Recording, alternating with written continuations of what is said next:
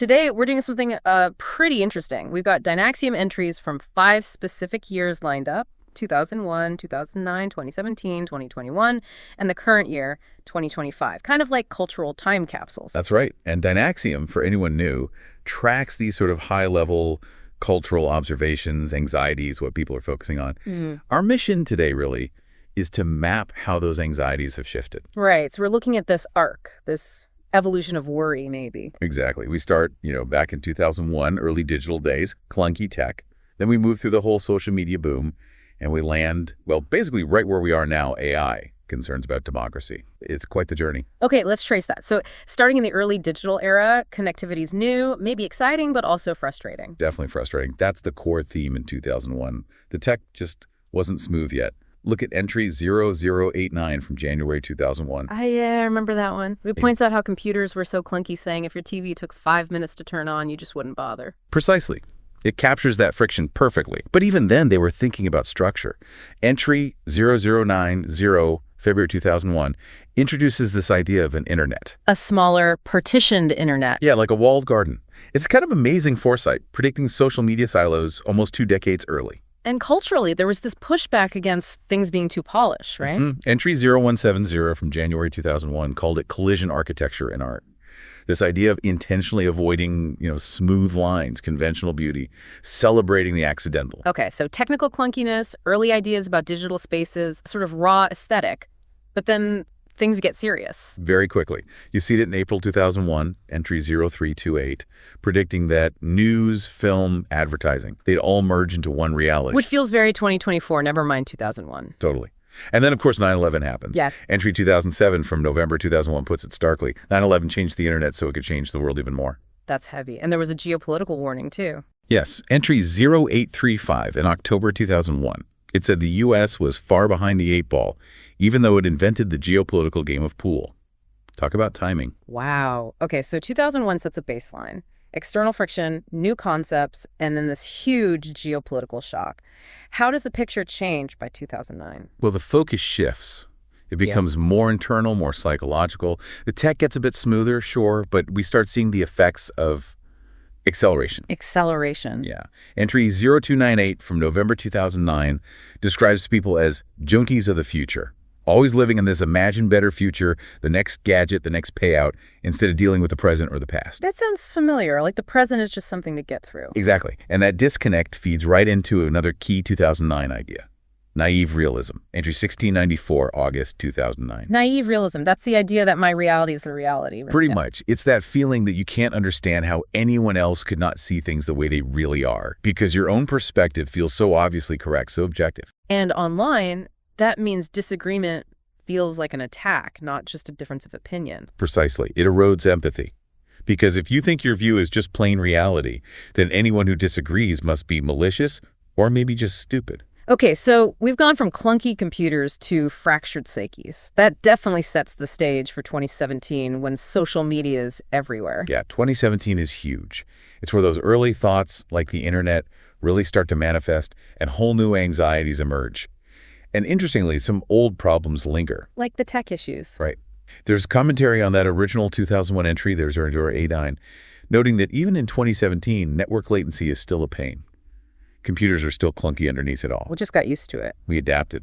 And we started building different kinds of boundaries. Entry 00071 from 2017 is fascinating here. It talks about boundary walls, fences, territories being fundamental to life. And it connects that to Taylor Swift. Yeah, releasing an album called 1989, the year the Berlin Wall fell.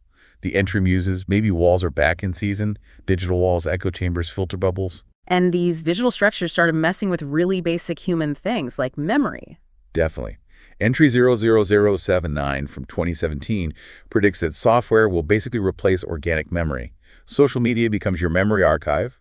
Why remember a birthday if Facebook does it for you? Scary thought. Your own memory just fades. That's the implication. And public behavior changed too.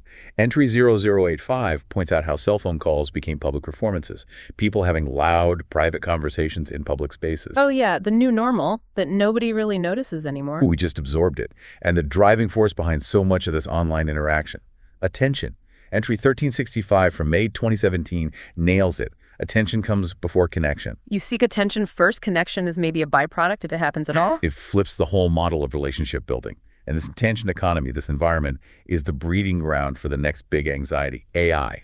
Oh, okay. So AI anxiety surfaces noticeably in 2017. Late 2017, yeah. Entry 1418 in November makes this chillingly simple prediction.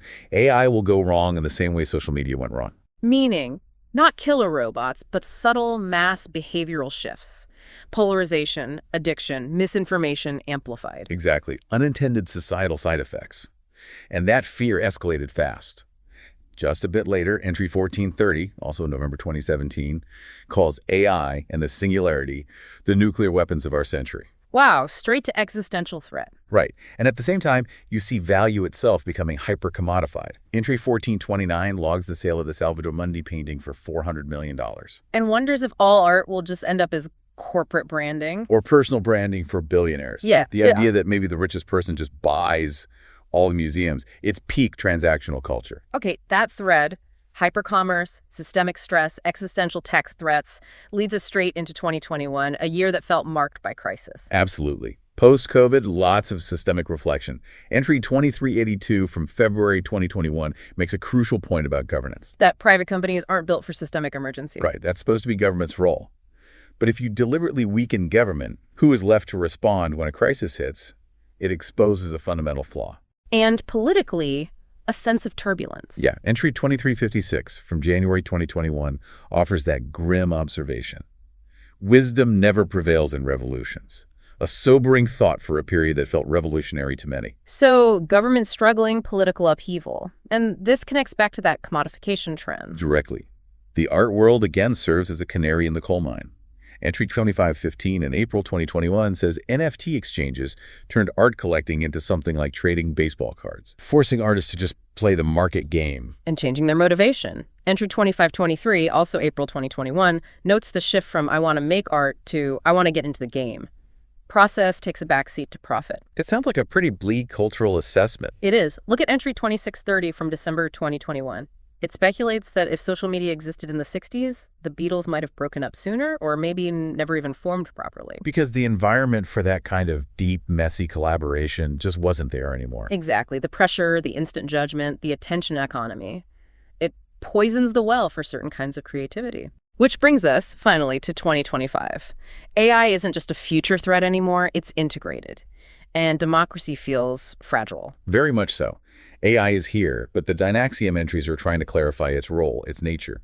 Entry 3008 from January 2025 makes a subtle but key distinction. That AI can find interesting things that can't make an interesting find. Right. The find requires human judgment, context, narrative. AI can surface patterns, but significance is a human act.